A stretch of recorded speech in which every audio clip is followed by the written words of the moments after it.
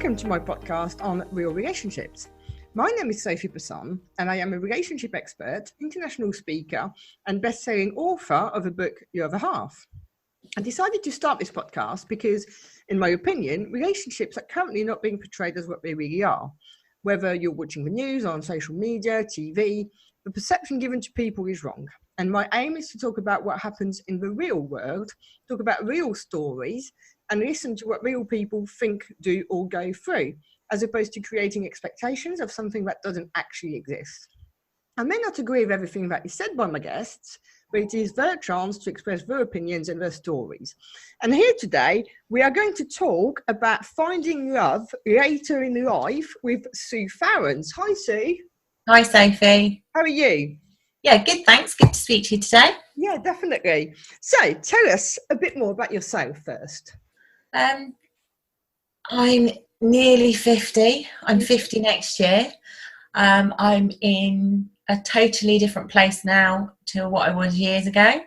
My life has changed dramatically. Happy. I've got 2 kids. One of them's left home. Yes. The other one, hopefully, shortly. A husband and 2 little dogs. And yeah, I just have fun. So tell us a bit more about your idea of love when you were younger. I don't know if I actually thought about it as love. Mm-hmm.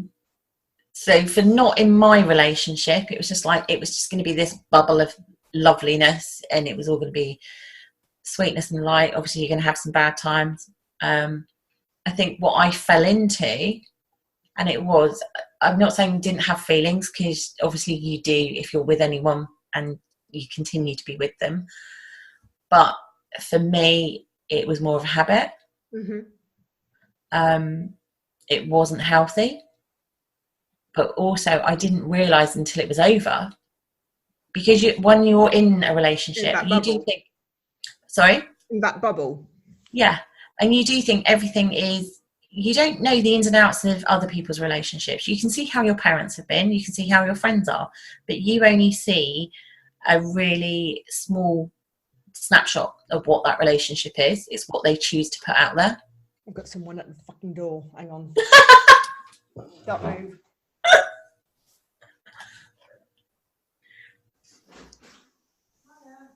Not a good time.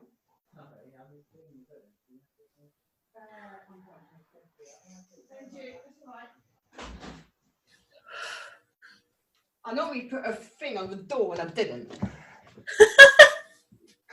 It's not his fault, to be fair. No. But, it's not a good time. I had 2 Jehovah's Witnesses earlier. Same thing. Not a good time. Right, where were we? Bubble. So you only see a snapshot of other people's relationships. You see what they want you to see, or how they are at that point. You don't know the ins and outs. With any relationship, especially a personal relationship, it's only the 2 people involved that know the ins and outs. But you do get caught up in things. I mean, I was with my ex-partner for 26 years. Mm-hmm.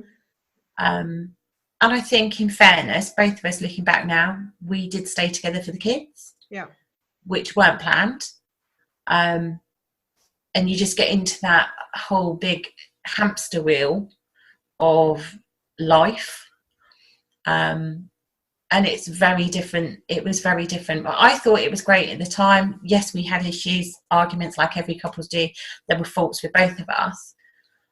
But looking back now, and it is polar opposites what I've got to what I had. I was quite controlled, not in an abusive way at all, but I was very controlled on what I could and couldn't do. I didn't go out. I was quite under the cosh, but to be fair, I sort of put myself in that position because I sort of allowed it to happen, didn't do anything about it. And I guess, as you say, then it is what it is. It's a habit. Yeah, it is a habit. Yeah. And then life just goes on and you get caught up in the day to day. And until something drastic happens, you're just with it. And for me, my drastic was my ex leaving. And whilst I was devastated at the time, and I really was, it didn't take me that long to move on from it. Fair enough. Which, that's sort of a bigger point in itself. You know, I thought I'd be devastated and it would take me years to get over it, and it didn't. But I do think I am quite strong. I did collapse massively and ended up like a sobbing wreck for a few weeks. Did me really good though, because I lost 4 stone. But yeah, I've moved on. The really good thing is, skipping forward from then to now, and we're 6.5 years later, we went from, with my ex, it was quite a horrible breakup, very, very loud. Yeah. And now we can talk, we can have conversations, and a lot of people are like, oh, but you've just walked past your ex in the street and said hello, and I'm like, wouldn't wish him any harm. He doesn't wish me any harm. It didn't work. And I think this is the thing. I mean, I know that I'm friends with a lot of people who I've been with, purely because, as you say, it didn't work out. But actually, it doesn't mean I don't like these people. It's just that we weren't well suited for a romantic relationship. But, you know, some of my best friends are exes. Yeah, and that's not a bad thing at all. It's really not. And I think, you know, some people don't choose not to speak to their exes, and that's absolutely fine. That's up to them. But for me, my ex, we've got the kids between us, which my kids aren't young, so it's not like we have to speak for the children. But it does make it easier, you know, going forward and thinking of like family occasions or whatever. Yeah, and the thing is, we're all grown up. There was something there at the start, otherwise it wouldn't have started. Exactly. And it wouldn't, I mean this in the best way, even with what happened at the end, it couldn't have been that bad going through it. As I say, it was just day to day and it was habit. But if it had been that bad, one of us would have got out sooner. Yeah. And it just happened. So yeah, it's been really nice because we can actually have a conversation. Obviously he's not really welcome at my house. But you know, if I see him, we speak, and that's what's really nice. And how did you meet your new husband? This sounds quite bad. So my new husband was my ex-partner's best friend. Okay. And my ex left me. We weren't married, we'd just been together for donkey's years. When he left, his friend just kept to check on us, because my youngest son was trying to build Volkswagens, which he's really into.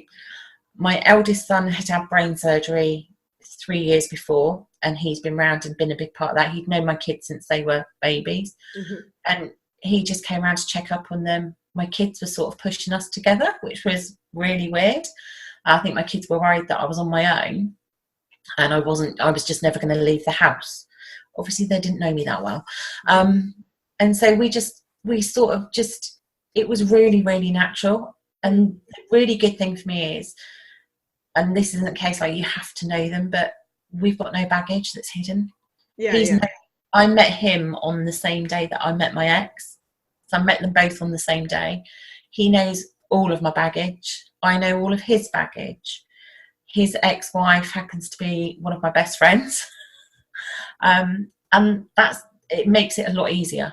But I think sometimes, you know, I mean, when you get to know somebody and it develops naturally, so you start off maybe as friends because they're not necessarily your type, or you're not looking at the time, or whatever it is. And when it develops like that, you are truly yourself. You're not trying to play up to be this better person, this better version. So they get to know the bad stuff that actually they need to know first, and, you know, vice versa. Yeah, and it really, really helps. A lot of the time when relationships happen like this, as opposed to the obvious, you meet and yes, there's something and you start to date or whatever, actually they probably last a bit longer as well, and the bond is slightly stronger, purely because there's never been any pretense, there's never been any games. And I'm not saying people play games consciously, but you want the person to see you in the best light, so you may not fart in front of them straight away. Do you know what I mean? That sort of stuff, for instance. Yeah, but it was simple things like, I mean, I'd known him for so long, and he'd turn up at our house to see my ex because they were like best mates. So he'd see me without any makeup. He'd see me when I'm getting stressed cooking dinner for the kids. He'd done all that, so it was nothing new to him. And I think we've been really honest because we had a conversation, because I didn't realise that I met them both on the same day. Obviously, I missed that vital point. And he reminded me of it. And I was like, oh, yeah. And I said, oh, wouldn't it have been, how different it could have been? And then I looked at him, and we both had this look of abject horror on our faces, because we hated each other 30 years ago. We didn't like each other. We grew to tolerate each other. And then we got to know each other more. And it's been a really slow thing. So we know that if it had been me with the other one, it wouldn't have worked. And I think this is the thing, there's an element of timing, isn't there? It's timing. It's what you learn from experience. And then I do have to say, so at my age now, I actually know what I want from life. And I didn't back then, because I was just going along with day to day to day to day. And he's very much the same. He knows what he wants. He's got certain things. I mean, it was quite funny when we got together. He said, right, you've not been abroad. I was like, not since I was 12, no. He's like, well, if we're getting together, you've got to get a passport. I was like, that's fine. I don't know why he thought that would be a negative. And there are just certain things, and we've probably got some quite weird boundaries. Like, one rule was I had to get my passport. And we've got other little things like how we deal with the kids and stuff. But it really works because we could be honest about that. Neither of us want to, I'll be honest, neither of us want to screw this up.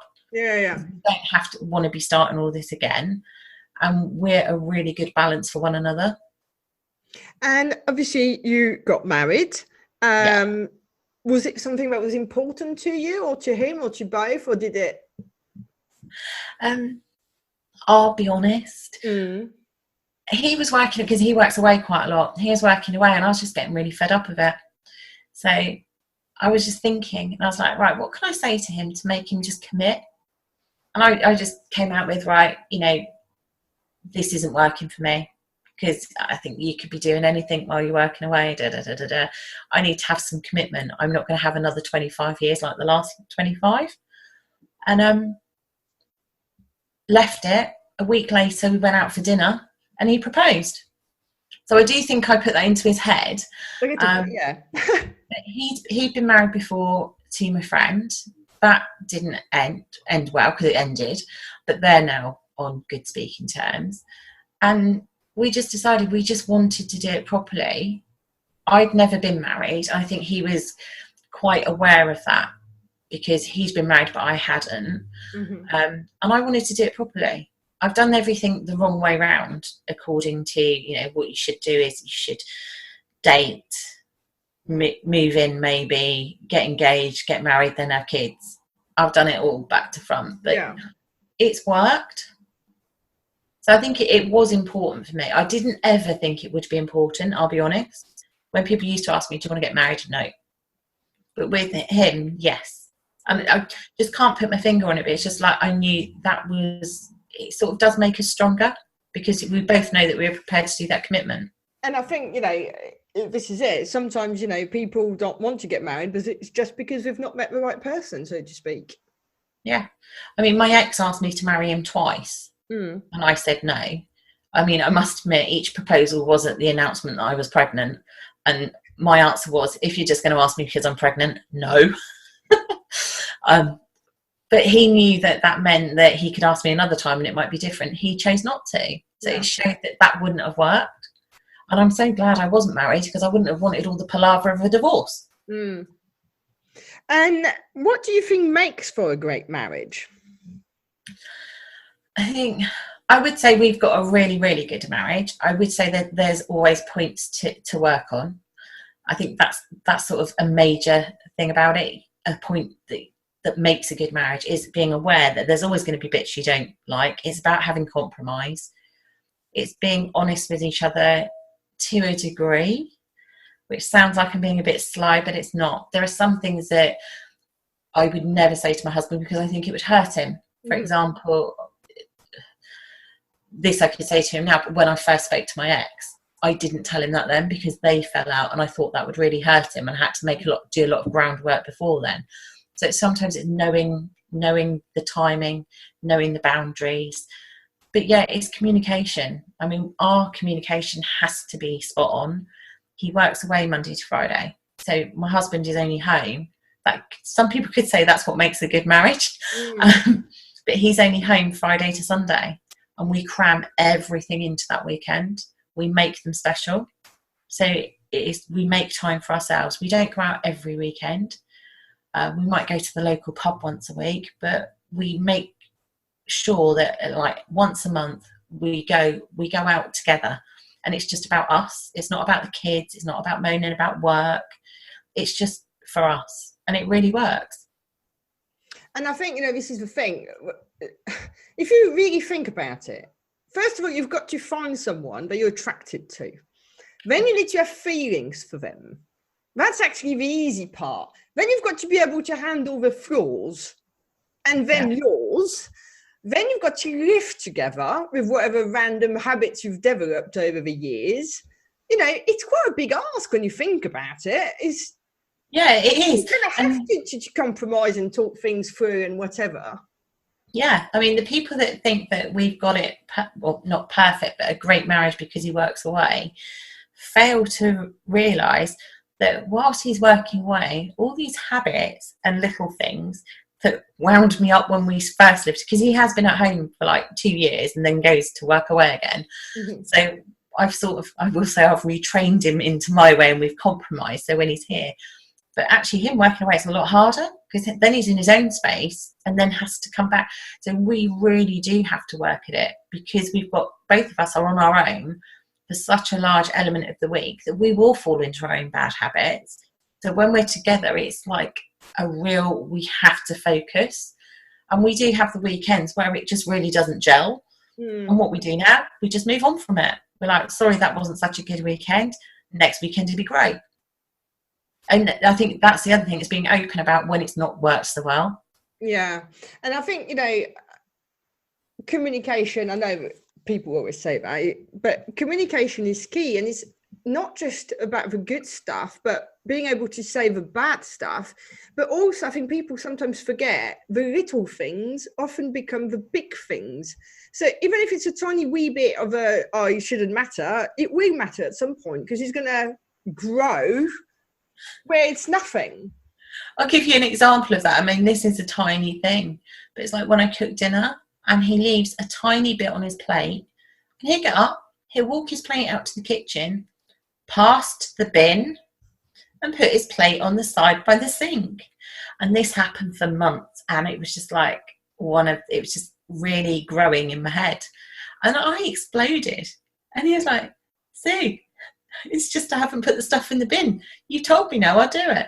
But because I sat on it, because I was trying to be nice, and like, right, compromise. But it was such a little thing, but it built itself up in my head. And you never voiced it once, did you? It's not like you're nagging him about it. No. And he said to me, how the bloody hell was I supposed to know? You didn't say anything. Had no comeback to that, apart from, well, you should have known, which was very stupid.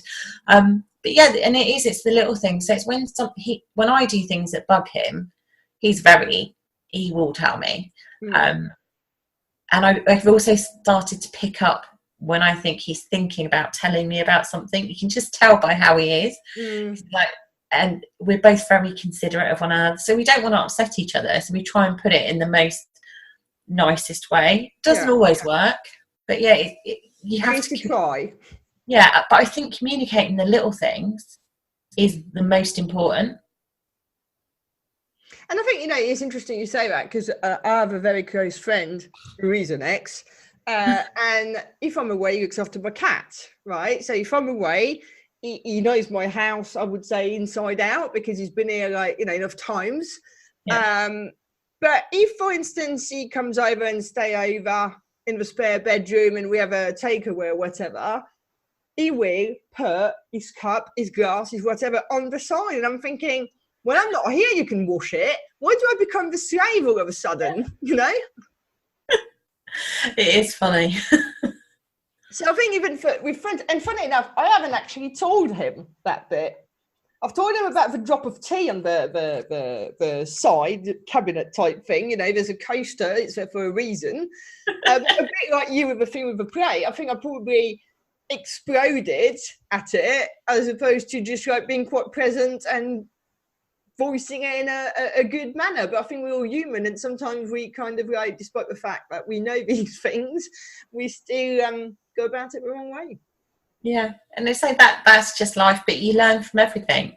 I think that's the thing, being willing to learn from each other, but also from your own mistakes. Mm.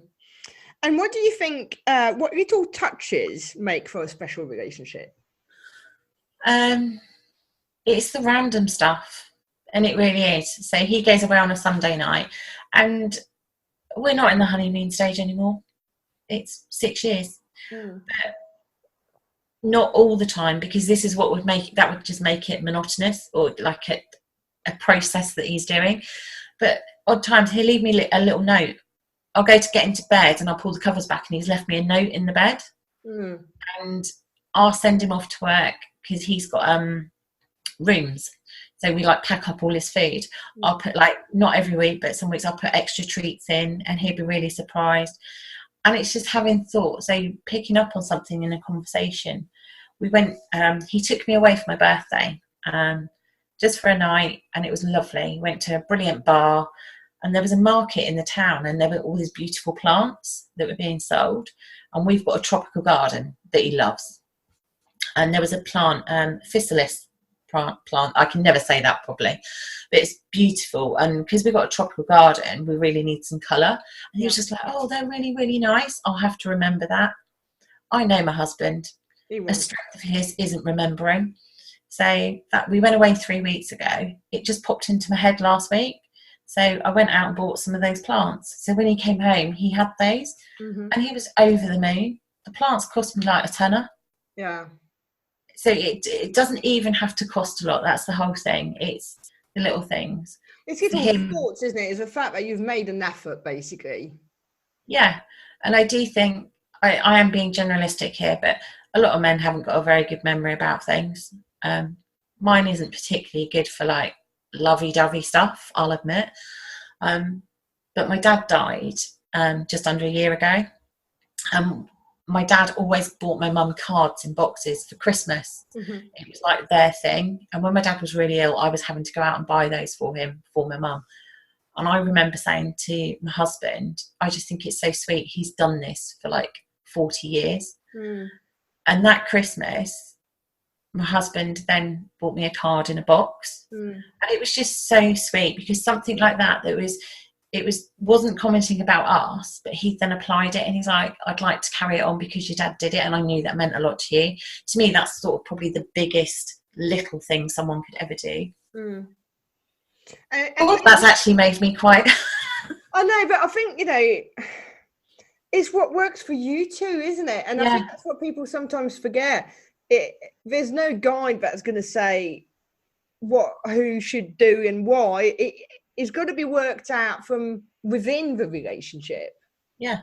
And a bit like what you said earlier about, you know, you didn't know what a relationship was really, in the sense of like, you know, it was a bubble of loveliness, and then you just got stuck out of habit. And when you look around you, it's just like your friends or what they want you to see. But this is the thing, we never know what it feels like to be in a relationship between two people, because there's no words to express that. I'm sure, you know, you wouldn't talk about this sort of thing that often. No, that's the thing. I think we should talk about it a lot more, but we just don't. No, it's not the done thing, really, is it? No. I mean, people do sort of generalise with us and say they think we've got this perfect thing because he's away.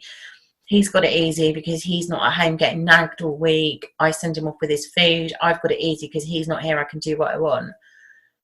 But it's not each other as well, don't you? Sorry? You miss each other. Yeah, exactly. I mean, I must admit, my text messaging has gone up dramatically since he's not here, and my phone calls, because we spend like evenings and during the day like texting each other and stuff, and it's the stuff that he misses out on. Mm. The little things, like we've got a new puppy and he's missing out on things with the puppy. And also I'm missing out because I can't share it with him properly. You can do it by text. But yeah, we miss each other, and it's just like, I think that's why the odd weekend, it's like we've missed each other so much that when he comes home, it just all goes to pot. But then the next weekend is great. So what would you say is your idea of love now? It's being with somebody that respects what you think, can have a different opinion, but respects what you think, will never do anything willingly to hurt you, is there for you, whether it's virtually or physically. And it's about both of you doing things for your life together. And I think I've never been so comfortable can be used, and people just think you mean a comfy pair of slippers. I don't mean it like that, but I've never been so happy and comfortable. I used to dread coming home because of like arguments and stuff. I don't. And I know that anything can happen now, and I could go to him. So if something happened, I'd done something wrong, it could be anything, I could go to him, even if he wasn't happy with it, which, believe me, he would tell me, he would back me 100%. And I think that's the thing. I know that I've got this person out there that is willing to support me, back me whenever I need it, and he knows he's got that as well. I think it's kind of a confidence to be you, if that makes any sort of sense. Yes. And I think I'm glad that it's happened now. And I think I'm quite lucky, because some people don't get another shot at it. Some people don't get one shot at it.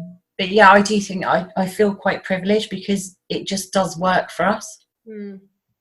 And what would you say to someone who might be listening to this thinking, oh, actually, I'm struggling a bit in my relationship, my marriage? What would be your piece of advice? I think if you're struggling with it, you have to be honest with yourself to start with, which is what I never was, because I just wasn't. It's like, put the shutters down, got on with it. Be honest with yourself. Once you start to be honest with yourself, will allow you to be honest with your partner, and you have to do something about it. It's like everything. Nothing is going to change unless you change something. Can't, the same pattern, the same circle, everything else is not, if you don't change that, then the outcome is not going to change. So it's being prepared to make some changes yourself. If you're not prepared to change, there's probably not a lot of hope. But it's looking at working together to see if you can resolve it. Whether resolve means that the relationship ends, it can still end in a nice way. Yeah, and I think, there's often three options. Either you carry on as you are and you're both unhappy, or you talk and you try and sort it out, or you leave. It's three options, really. And would you say that you've got any regrets at all? No, I haven't, because I've had lots of things that have happened. I think, oh my God. And at the time you think, oh, I wish I could change this. But actually, no, because you learn from everything. And you really do. You may go through a couple of days, couple of weeks, couple of months, couple of years that are crap, but you learn from it. And that goes to make you who you are as a person now. Yeah, and I think, there's that, because sometimes things are out of your control anyway. Yeah. And sometimes we just make mistakes. Yeah. That's the thing. We are human. And this is why it's a relationship breakup. With the case of my ex, yes, he went off with somebody else. And people say, oh, God, typical man. No, it's not a typical man. And also, if our relationship had been that great, he wouldn't have done it. Yeah, exactly. So it's not his fault. It wasn't his fault. It wasn't her fault. It was our fault. Yeah. No, completely. I agree. And I think, people often blame whoever it is, but actually everybody's played a part. Yeah. And I think that's the thing. That's where honesty comes into it.